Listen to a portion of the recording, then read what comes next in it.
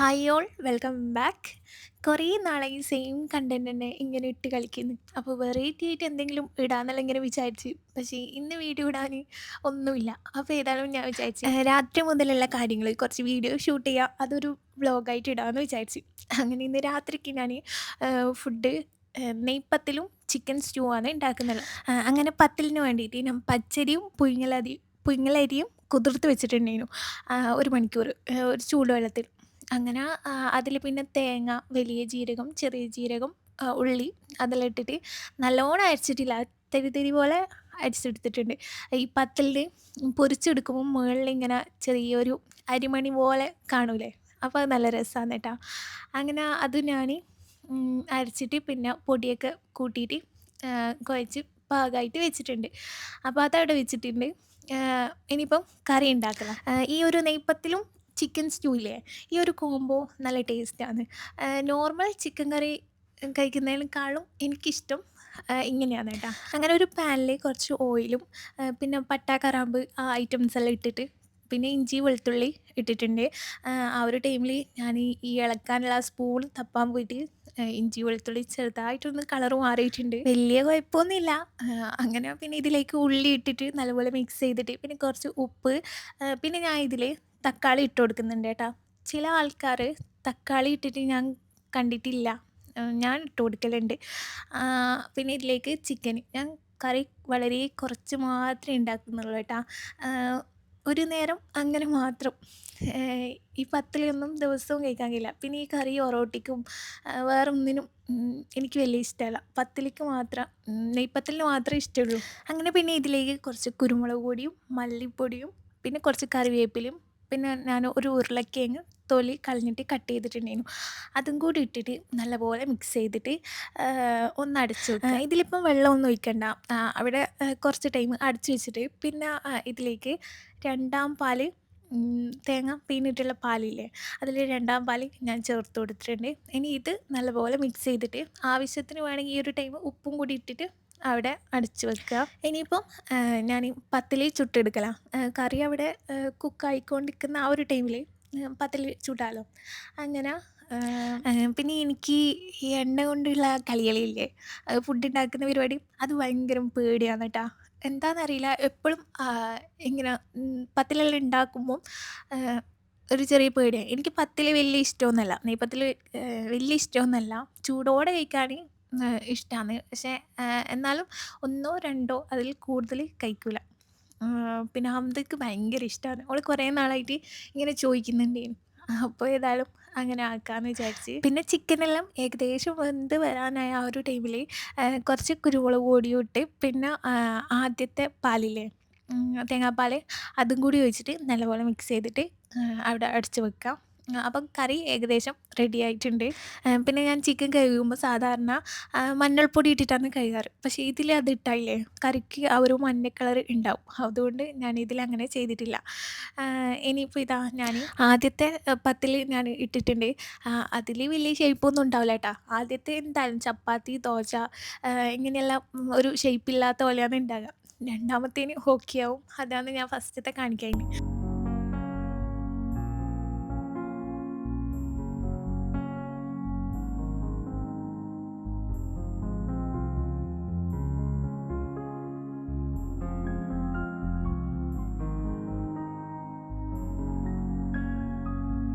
അങ്ങനെ പത്തിൽ ചുട്ടുകൊണ്ട് നിൽക്കുന്ന ആ ഒരു ടൈമിലാണ് റഷീൻ്റെ കോള് വന്നിന്.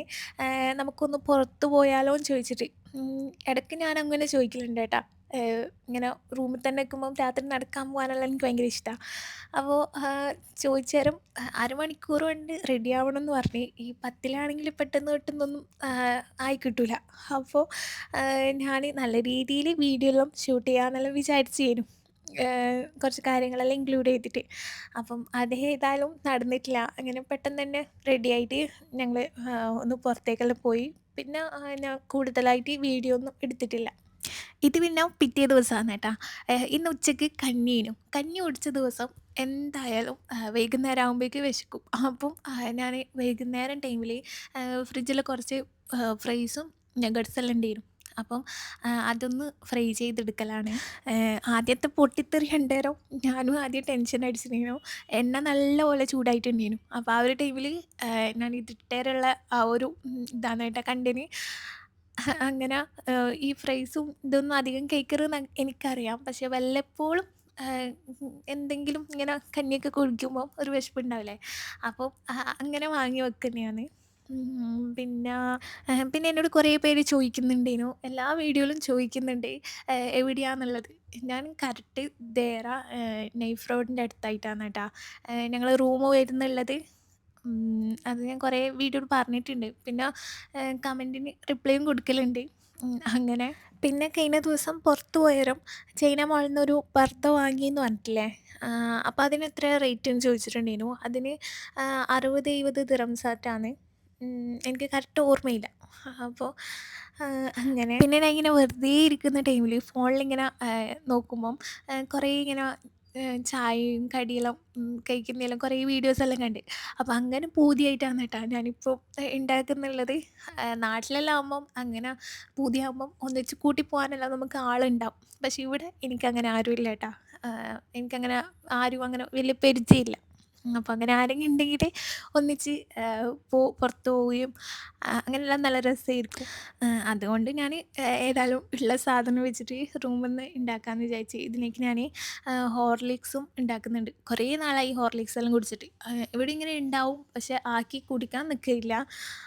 അങ്ങനെ എനിക്ക് ഈ കോഫിയും ഈ ഹോർലിക്സും അതെല്ലാം കുടിക്കുമ്പോഴേ നല്ല ചൂടോടെ കുടിക്കണം. അപ്പോൾ ഞാൻ വേഗം തന്നെ ഫസ്റ്റ് ആക്കിയിട്ട് ഹംദക്ക് കൊടുക്കുന്നുണ്ട്. എന്താ പറയുക, ചൂടാറിക്കഴിഞ്ഞിട്ട്. എന്നിട്ട് ഞാൻ അത് എനിക്ക് വേണ്ടിയിട്ട് ഒന്നും കൂടി ചൂടാക്കിയിട്ടാണ് ഞാൻ കുടിക്കുക. നല്ല ചൂടിലാണ് ഞാൻ കുടിക്കുക. അങ്ങനെ അതൊക്കെ റെഡിയായി ചായയെല്ലാം കുടിച്ച് ഇനിയിപ്പം രാത്രിക്കേക്കുള്ള ഫുഡ് ഉണ്ടാക്കലാണ്. രാവിലത്തെ ചിക്കൻ കറിയും എല്ലാം ബാക്കിയുണ്ടായിരുന്നു. അപ്പോൾ അതിലേക്ക് ഞാൻ കുറച്ച് ഒറോട്ടി ചുടാമെന്ന് വിചാരിച്ച്. ഈ ചിക്കന്, ബീഫ്, ഫിഷെല്ലാം ആകുമ്പോഴേ നമുക്ക് 1, 2 നേരമെല്ലാം ഇങ്ങനെ കഴിക്കാം. അത് കഴിയുന്നവരെ കഴിക്കാൻ പറ്റും. പക്ഷേ ഈ തക്കാളിക്കറി, കടലക്കറിയെല്ലാം ആകുമ്പോഴേ നമുക്ക് ഒരു നേരം ഇപ്പോൾ രാവിലെ വെച്ചാൽ പിന്നെ അത് കടലക്കറിയൊന്നും ഉച്ചയ്ക്ക് ചോറിൻ്റെ കൂടെയൊന്നും അങ്ങനെ കഴിക്കാൻ വലിയ രസമൊന്നും ഉണ്ടാവില്ല. പിന്നെ അതേ സെയിം രാവിലെ ഉണ്ടാക്കിയ സെയിം സാധനം രാത്രി ഉണ്ടാക്കേണ്ടി വരും. അല്ലെങ്കിൽ ഉച്ചയ്ക്ക് ബിരിയാണി ആക്കിയാൽ ആ കറി അവിടെ വേസ്റ്റായി പോവും. അപ്പം ഞാനിപ്പം വളരെ ശ്രദ്ധിച്ചിട്ടാണ് കറി ഉണ്ടാക്കുന്നുള്ളത്.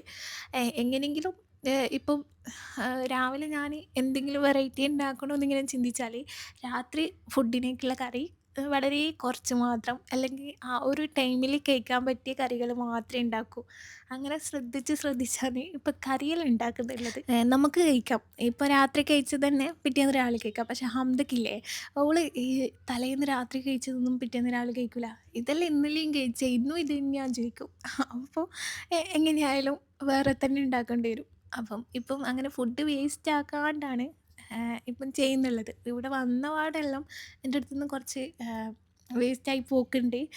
കറക്റ്റ് അളവൊന്നും അറിയാണ്ട് ആ ഒരു ടൈമിൽ. പക്ഷേ ഇപ്പോൾ ഓക്കെയാണ് കേട്ടോ. അങ്ങനെ ഇതാ ഞാൻ ഒറോട്ടിയെല്ലാം ചുട്ടെടുത്തിട്ടുണ്ട്. ഇനിയിപ്പോൾ ഞാൻ കുറച്ച് ഫ്രൂട്ട് സലാഡ് ആക്കാമെന്ന് വിചാരിച്ച്. ഇതെന്താ സംഭവം എന്ന് വെച്ചാൽ വാങ്ങി വെച്ചിട്ട് കുറേ ദിവസമായി കേട്ടോ. ഒരു 2 ദിവസമായി. ഞാൻ റഷീനോട് പറഞ്ഞ് നമുക്ക് ഫ്രൂട്ട് സലാഡ് ആക്കാം. അതിന് കുറച്ച് സാധനം വാങ്ങണം. അപ്പം റഷി വിചാരിച്ച് ഇവിടെ ഐസ്ക്രീമും സാധനങ്ങളെല്ലാം ഉണ്ട്. അപ്പോൾ 1, 2 ഫ്രൂട്ട്സേ വാങ്ങാനുള്ളൂ എന്നുള്ളത്. അങ്ങനെ എന്നോട് സാധനം എന്താ വേണ്ടതെന്ന് ചോദിച്ചു. ഞാൻ പറഞ്ഞു ഐസ്ക്രീം വാങ്ങണം, പഴം വാങ്ങണം, ആപ്പിൾ വാങ്ങണം. അപ്പോൾ എന്നോട് ചോദിച്ചു ഇവിടെ പിന്നെ എന്താ ഉള്ളത്? ഞാൻ പറഞ്ഞു അനാറുണ്ട്. സത്യം പറഞ്ഞാൽ അനാറ് ഫ്രിഡ്ജിൽ ഇങ്ങനെ കിടക്കുന്നത് കണ്ടിട്ടാണ് ഞാൻ കുറച്ചും കൂടി ഫ്രൂട്ട്സും ഐസ്ക്രീമും വാങ്ങിയിട്ട് അതൊരു ഫ്രൂട്ട് സലാഡ് ഉണ്ടാക്കാമെന്ന് വിചാരിച്ചത്. അനാറിങ്ങനെ ഫ്രിഡ്ജിലില്ലേ വെച്ചാൽ അത് അവിടെ തന്നെ ഉണ്ടാവും, എടുത്ത് പൊളിച്ച് കഴിക്കുകയൊന്നുമില്ല. അപ്പം ഞാൻ വിചാരിച്ച് ഐസ്ക്രീമും കുറച്ച് ഫ്രൂട്ട്സ് എല്ലാം ആകുമ്പം ഫ്രൂട്ട് സലാഡായിട്ട് അങ്ങനെ കഴിച്ചാൽ നല്ലതല്ലേ. അപ്പോൾ ഇതാണ് ഇതിൻ്റെ പിന്നിലൊരു കഥ. അങ്ങനെ ഞാൻ ഇതാ ഫ്രൂട്ട് സലാഡ് ഉണ്ടാക്കലാണ്. അങ്ങനെ ഉണ്ടാക്കാൻ വാങ്ങി വെച്ച് നോക്കുമ്പോഴേ ഈ ചെറിയ പഴം ഹംദക്ക് ഭയങ്കര ഇഷ്ടമാണ്. അപ്പം ഓളത് കഴിച്ചിട്ടുണ്ടേനു. അപ്പം ബാക്കി ഒന്നേ ഉണ്ടായിട്ടുള്ളൂ. അപ്പം ഞാൻ വിചാരിച്ച് പഴം അധികം ഇട്ടാലും വലിയ രസമൊന്നും ഉണ്ടാവില്ല. അപ്പം അങ്ങനെ ഇതാ ഞാൻ ആദ്യം ഐസ്ക്രീം ഫ്രൂട്ട്സിലേക്ക് ഇടാമെന്ന് വിചാരിച്ച്. കുറച്ച് ദിവസം മുമ്പില്ലേ ഞാൻ ഉണ്ടാക്കിയിട്ടുണ്ടേനു കേട്ടോ, ഒരാഴ്ച മുമ്പ്. അപ്പോൾ ഇല്ലേ ഞാൻ ഈ ഐസ്ക്രീം ഫ്രൂട്ട്സിൽ മിക്സ് ചെയ്തിട്ട് ഞാനും ഹംദയും കഴിച്ച്. അപ്പോൾ ഋഷിക്ക് ഫ്രിഡ്ജിൽ വെക്കണമല്ലോ. ഫ്രിഡ്ജിൽ വെച്ചാൽ മെൽട്ടായി പോവും. ഫ്രീസറിൽ വെച്ചാലാണെങ്കിൽ കട്ടയായി പോവും. അപ്പോൾ ഞാനെന്ത് ചെയ്യേണ്ടതെന്ന് വിചാരിച്ചിട്ട് അതെടുത്ത് ഫ്രീസറിൽ വെച്ച്. അപ്പോൾ ഋഷി വന്നേരം ഞാൻ ആ ഒരു ടൈമിൽ കുറച്ച് മുമ്പേ പുറത്ത് വെക്കാമെന്ന് വിചാരിച്ച്. പക്ഷേ ആ ഒരു ടൈമിൽ എടുത്ത് കൊടുത്തതുകൊണ്ട് കട്ടയായിപ്പോയി. അപ്പം ഇതാക്കുമ്പോൾ എന്നോട് പറഞ്ഞിട്ടുണ്ടായിരുന്നു, അന്നത്തെ പോലെ തന്നെ ഫ്രീസറിൽ തന്നെ ഇത് വെക്കണം കേട്ടാ. അപ്പോൾ ഞാനെന്ത് ചെയ്ത് ഇത്തവണ ഉണ്ടാക്കുമ്പം ഞാനത് ഓർമ്മയില്ലാണ്ട് ആദ്യം ഐസ്ക്രീം അതിൽ ഇട്ട് പോകുന്നുണ്ട്. പിന്നെ ഞാൻ വിചാരിച്ചു ഫ്രൂട്ട്സ് അങ്ങനെ വേറെ തന്നെ വെക്കാം. ഐസ്ക്രീം ആവശ്യത്തിന് മാത്രം മുകളിലിട്ടിട്ട് കഴിക്കാന്നുള്ള രീതിയിൽ. അപ്പം ഒന്നും പ്രശ്നമില്ലല്ലോ. അങ്ങനെ പിന്നില്ലേ പിന്നെ പണ്ടില്ലേ നമ്മൾ ചെറുപ്പകാലത്ത് ഈ അണ്ടിപ്പരിപ്പൊന്നും അങ്ങനെ കാണാൻ കിട്ടൂല. കല്യാണ വീട്ടിൽ അല്ലെങ്കിൽ ആരെങ്കിലും വിരുന്ന് വരുന്ന ടൈമിൽ അങ്ങനെയല്ലാന്ന് ഇത് പുറത്തെടുക്കും. അപ്പം നമ്മൾ ഇങ്ങനെ ഒന്നിട്ട് ചോദിച്ചിരിക്കില്ലേ, അങ്ങനെ എടുക്കാൻ പറ്റൂല അത്രയേ ഉള്ളൂ എന്നെല്ലാം പറഞ്ഞിട്ട് ഒന്നോ രണ്ടായിട്ട് കഴിയുമ്പോൾ തരും. അപ്പം ഭയങ്കര കാര്യേനു ആ ടൈമിലെല്ലാം. ഇപ്പം ഞാൻ ഇതിൽ എല്ലാ സാധനത്തിലും ഇതിപ്പം നല്ലോണം വാരിയിടുമ്പോഴേ എനിക്ക് ആ ഒരു കാലമല്ലാന്ന് ഓർമ്മ വരുന്നത്. ഇനി ഇതിപ്പോൾ ഞാൻ ഒരു ചെറിയ ബൗളിൽ ഹംദക്ക് മാത്രമായിട്ട് എടുക്കുന്നുണ്ട്. അപ്പോൾ ഇന്നത്തെ ഒരു വീഡിയോ ഇത്രയേ ഉള്ളൂ. എല്ലാവർക്കും വീഡിയോ ഇഷ്ടമായി എന്ന് വിചാരിക്കുന്നത്. ഇഷ്ടമായെങ്കിൽ ലൈക്ക് ചെയ്യുക, നിങ്ങളുടെ അഭിപ്രായം കമൻറ്റ് ഇടുക. ഇൻഷാ അല്ലാഹ് നെക്സ്റ്റ് വ്ളോഗിൽ കാണാം. Thank you, by.